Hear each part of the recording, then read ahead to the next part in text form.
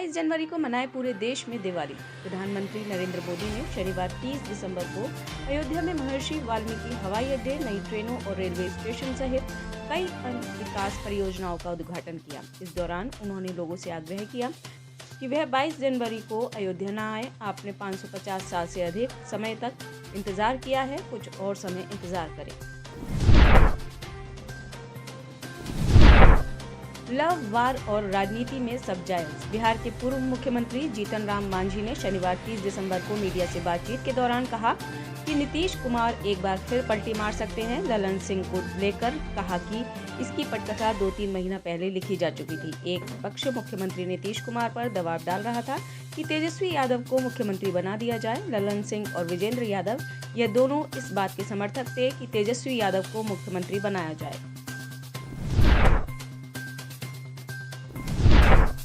ऋषभ पंत से ठगी करने वाला गिरफ्तार। हरियाणा के पूर्व क्रिकेटर मृणांक सिंह, जिन्होंने भारतीय क्रिकेट टीम के विकेट कीपर बल्लेबाज ऋषभ पंत के साथ 1.6 करोड़ रुपए की ठगी की थी, उन्हें गिरफ्तार कर लिया गया है। मृणांक को दिल्ली के एयरपोर्ट से धर दबोचा गया जब वो हांगकांग भागने की कोशिश कर रहे थे। मृणांक हरियाणा के लिए अंडर 19 क्रिकेट खेल चुके हैं। वे फरीदाबाद के रहने वाले हैं और उनकी उम्र 25 साल है।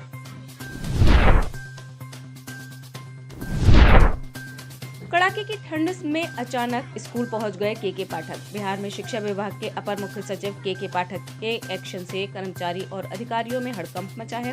कड़ाके की ठंड में शुक्रवार 29 दिसंबर को के पाठक ने सीतामढ़ी जिले के विभिन्न क्षेत्रों में स्कूलों का जायजा लिया। इससे पूर्व डीएम, एसपी समेत शिक्षा विभाग के अधिकारियों के साथ बैठक भी की और जिले की शिक्षा व्यवस्था की समीक्षा की। के पाठक गुरुवार की देर रात ही सीतामढ़ी पहुंच गए थे। इस दौरान उन्होंने सबसे पहले डाइट में शिक्षकों के चल रहे प्रशिक्षण का जायजा लिया था, फिर एक बैठक भी की थी।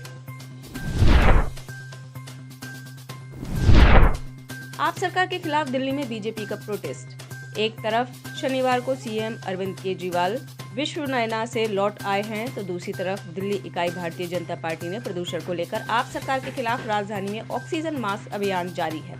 इस अभियान के तहत बीजेपी नेता और कार्यकर्ताओं ने दिल्ली के अलग अलग इलाकों में विरोध प्रदर्शन जारी है। 3 साल से मौलाना महिला के साथ कर रहा था रेप। कर्नाटक पुलिस गुरुवार 29 दिसंबर को मध्य प्रदेश में खंडवा जिले के मदरसे से एक मौलाना को गिरफ्तार करके साथ ले गई है। मौलाना पर एक महिला के साथ दुष्कर्म करने का आरोप है। आरोपित अहमदपुर खेंगांव के मदरसे में मौलाना है। खंडवा एडिशनल एसपी समेत एसपी महेंद्र तारनेकर ने बताया कि इस मामले की लोकल पुलिस को ज्यादा जानकारी नहीं है, लेकिन कर्नाटक पुलिस खंडवा आई थी और उन्होंने थाने पर सूचना दी कि उनके यहां आईपीसी की धारा 376 के तहत एक शिकायत दर्ज हुई है। इसके बाद थाना मोघट पुलिस ने आरोपी को पकड़ा।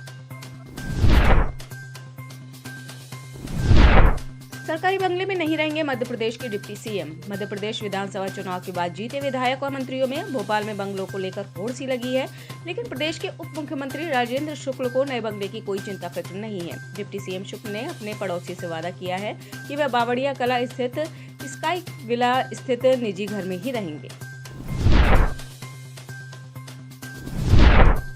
कोटा रेंज में 41 भ्रष्ट कर्मचारियों के खिलाफ कार्रवाई। भ्रष्टाचार निरोधक ब्यूरो कोटा रेंज ने कोटा में साल 2023 में 41 कार्रवाई की है, जिनमें से जांच के बाद 39 मामलों में चालान और 2 मामलों में एफआईआर कोर्ट में पेश कर मामले का निस्तारण किया गया है। भ्रष्टाचार निरोधक ब्यूरो के उप महानिरीक्षक कल्याणमल ने बताया कि एसीबी कोटा रेंज की सभी चौकियों द्वारा 2023 में भ्रष्ट अधिकारी कर्मचारियों के खिलाफ कार्रवाई की। इनमें रिश्वत मांगने की 35 और आय से अधिक संपत्ति के 3 मामले दर्ज हुए। रश्मि शुक्ला होंगी महाराष्ट्र की नई डीजीपी। हाई प्रोफाइल आईपीएस अधिकारी रश्मि शुक्ला महाराष्ट्र की नई पुलिस महानिदेशक होंगी। सूत्रों ने शुक्रवार 29 दिसंबर को ये जानकारी दी। शुक्ला वर्तमान पुलिस महानिदेशक रजनीश सेठ से राज्य पुलिस की बागडोर संभालने के लिए पूरी तरह तैयार है। रजनीश सेठ जल्द ही महाराष्ट्र लोक सेवा आयोग के अध्यक्ष के रूप में पदभार संभालेंगे। बस्तर में पांव पसार रहा कोरोना वायरस। छत्तीसगढ़ के बस्तर में अब कोरोना से हालात बिगड़ने लगे हैं। बस्तर में लगातार तीसरे दिन कोरोना संक्रमित मरीज मिलने की पुष्टि हुई है। बस्तर में सीआरपीएफ के 3 जवान कोरोना से संक्रमित पाए गए थे और अब जगदलपुर शहर में 2 लोगों में संक्रमण की पुष्टि हुई है। इन लोगों की कोई ट्रैवल हिस्ट्री नहीं है। हालांकि इनमें से एक व्यक्ति लोगों के घर दूध पहुंचाने का काम करता है। ऐसे में स्वास्थ्य विभाग सतर्क हो गया है। उस व्यक्ति की कॉन्टैक्ट ट्रेसिंग के प्रयास किए जा रहे हैं। गाजापट्टी में 24 घंटों में 200 लोगों की मौत। पिछले 2 महीने से जारी जंग के बीच इजरायली सेना ने गाजा स्थित हमास के ठिकानों पर कार्रवाई तेज कर दी है, जिससे हालात और बदतर हो गए हैं। एपी की रिपोर्ट के अनुसार शुक्रवार रात गाजापट्टी में खान यूनिस पर इजरायली टैंक की भीषण गोलीबारी और हवाई बमबारी हुई, जिसमें 24 घंटों में लगभग 200 लोग मारे गए। हमसे मुकाबला नहीं कर सकती यूएस नेवी। चीन कई सालों से साउथ चाइना सी पर दबदबा बनाने की कोशिश में जुटा हुआ है। इसको लेकर कई देशों ने चीन की हरकतों की निंदा की है और उचित कार्रवाई करने की चेतावनी भी दी है। हालांकि इसके बावजूद चीन अपनी हरकतों से बाज नहीं आता है। इस बीच अमेरिका ने चीन को सबक सिखाने के लिए अपनी एक न्यूक्लियर सबमरीन को साउथ चाइना सी में उतारा है। इसके बाद चीन बौखला गया है। इस पर चीन ने अमेरिका को धमकी दी कि अमेरिकी नेवी हमसे मुकाबला नहीं कर सकती है। भारत का मजाक उड़ाते हैं विदेशी लोग। भारत में ऑस्ट्रेलिया के नए deputy high commissioner Nicholas McCaffrey का देसी अंदाज देखने को मिला है। ऑस्ट्रेलिया के नए डिप्टी हाई कमिश्नर की ई रिक्शा वाली वीडियो पर तमाम तरह की प्रतिक्रियाएं सामने आ रही हैं। सोशल मीडिया प्लेटफॉर्म एक्स पर निकोलस ने अपनी वीडियो पोस्ट करते हुए लिखा है कि नमस्ते इंडिया, सारा स्टोरी की जगह भारत में ऑस्ट्रेलिया के डिप्टी हाई कमिश्नर के रूप में शुरुआत करना बहुत अच्छा है। भारत में ऑस्ट्रेलिया की टीम के साथ काम करने के लिए पुतिन की धमकी के बाद भड़के नाटो जनरल कमांडर।